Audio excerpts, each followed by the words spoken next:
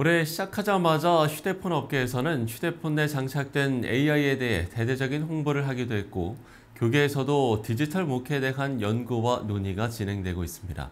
우리 생활 속 그리고 교회 속 AI는 어떻게 활용되고 있는지 현재 상황을 좀 알아보려고 하는데요. FMNC 이사이신 전생명 선교사 스튜디오에 모셨습니다. 선교사님 안녕하십니까? 예, 안녕하세요. 네. 반갑습니다. 예, 반갑습니다. 예. 제가 앞서 이제 선교사님의 소속 기관을 FMNC라고 소개를 해드렸는데 먼저 이 기관 소개부터 해주시죠. 예, FMNC는요, 네. 21세기 2001년도에 세워진 선교단체고요. 예. 처음에는 IT 전문인 선교회로 시작했다가 2011년이죠. 11년부터는 과학기술 전문인 선교회로 확대했습니다. 앞서 이제 제가 AI가 알게 모르게 우리 생활 속에 많이 영향을 끼치고 있다 이런 이야기를 하긴 했었는데 예. 그러면 실제로 이 생활 속에서 AI의 활용도 뭐 작년 같은 경우는 또 생성형 AI가 또 관심을 그렇죠. 받기도 했었고요. 예. 실제로 좀 어떻습니까? 사실 2022년도에 발표를 했는데요. 네. 챗GPT가 굉장히 많은 인기를 끌었습니다. 그렇죠. 그 이유는 챗GPT이기 때문입니다. 채팅을 하기 때문에 그렇죠. 사실 뭐 바둑이라고 하면 소수가 이제 바둑을 두는데요. 채팅은 사실 대화잖아요. 그럼요. 인간에게 대화란 뭐 뺄 수 없는 활동이니까요. 그러다 보니까 챗GPT를 통해서 많은 사람들이 AI와 대화를 하고요.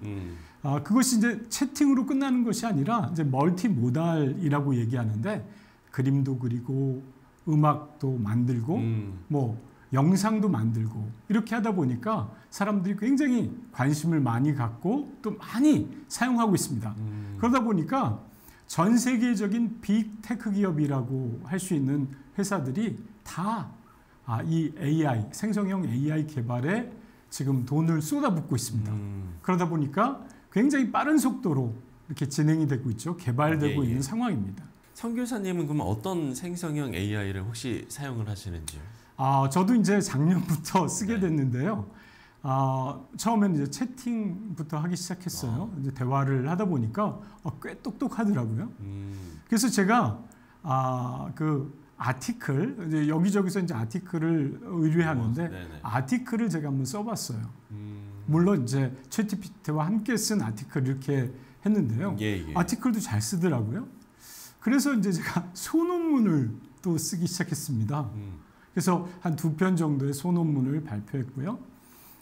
그리고 이제 그걸 하다 보니까 좀 그림을 좀 그리고 싶다라는 생각이 들어서 그림도 그리고 또 작곡도 하고요. 제가 소설도 한 3편 정도 썼습니다. 정말 많은 부분에 활용을 하고 계시네요. 전 이제 그리스도인이다 보니까 이 챗GPT를 어떻게 잘 신앙과 이렇게 조화를 이루어서 쓸까 이렇게 좀 생각을 해봤어요. 그러다가 생각해 보니까 성경을 한번 그려보면 어떨까 이런 생각을 좀 했습니다. 그래서 성경 지금 66권을 매일마다 한 권씩 그림으로 그리고 있습니다. 뿐만 아니라 제가 이제 성경 이야기들을 이 시대에 맞게 어떻게 각색할 수 있을까? 사실 저는 성경이 이야기의 보고라고 생각을 하고 있거든요. 그러다 보니까 성경 이야기를 갖고 드라마도 만들고 다양하게 할 수 있는데 그렇게 하는 사람들이 많지 않아서 제가 한번 이 성경 이야기를 갖고 소설을 쓰기 시작했습니다. 교회 안에서도 이런 기술을 어떻게 접목을 시켜야 될까 상당히 좀 고민이 많을 것 같거든요. 그렇죠. 어떻습니까? 사실 크게 2가지로 좀 생각해 봐야 될 것 같습니다. 첫 번째는 이제 목회자나 교회 차원으로 사용하는 것이고요. 두 번째로는 성도들이 사용하는 것이라고 생각합니다. 사실 이제 교회는 성도들의 모임이지 않습니까? 그러니까 성도들이 바로 건강하게 성장하는 게 굉장히 필요하고요. 그 일을 위해서 교회가 있고 목회자가 또 섬기는 사람이 있다고 생각합니다. 그렇기 때문에 목회자들이 잘 분별하고 사용할 필요가 있습니다.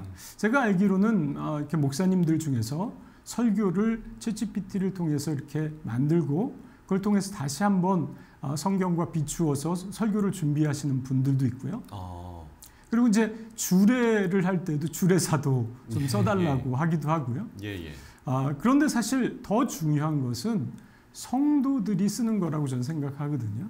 그렇기 때문에 목회자들이 깨달은 것, 분별력을 갖고 깨달은 것을 가지고 잘 교육하는 것이 좀 필요하다고 생각하는데요. 제가 생각하기에는 이제 성도들도 이 사회생활을 하다 보니까 이 챗GPT를 회사에서 쓰고 그러면서 교회에서 사용하시는 그런 많은 분들을 보았습니다. 예를 들면 이제 뭐 교회 차원에서 직원들이 더 일하는데 효율적으로 일할 수 있겠죠. 교회 홍보를 한다든지 뭐 전도를 한다든지 요즘 이제 챗GPT만 있는 게 아니라 앱처럼 누구나 GPT를 만들 수 있어요.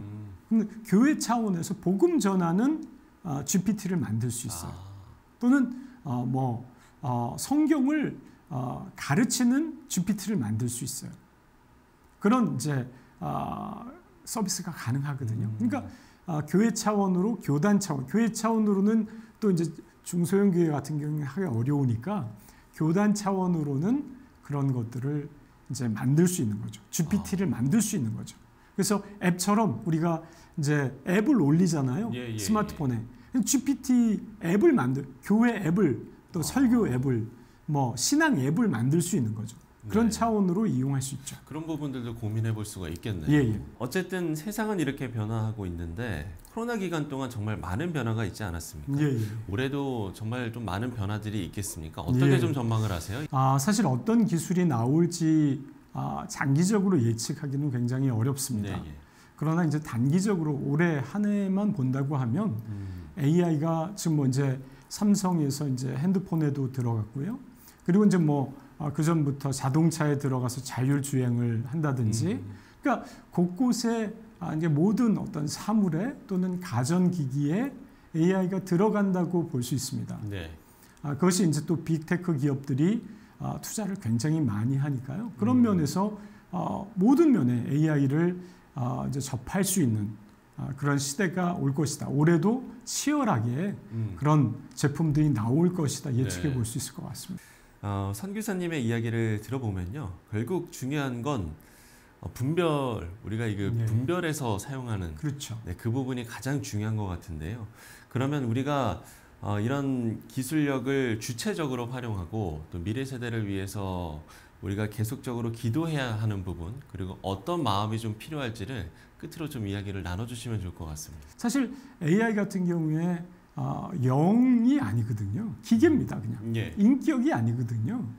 그렇기 때문에 우리가 잘 활용하는 게 필요하지만 그런 것에 너무 호흡해서 사실 우리 영성을 잃어버린다면 더 중요한 것을 잃어버리는 것이 되겠죠.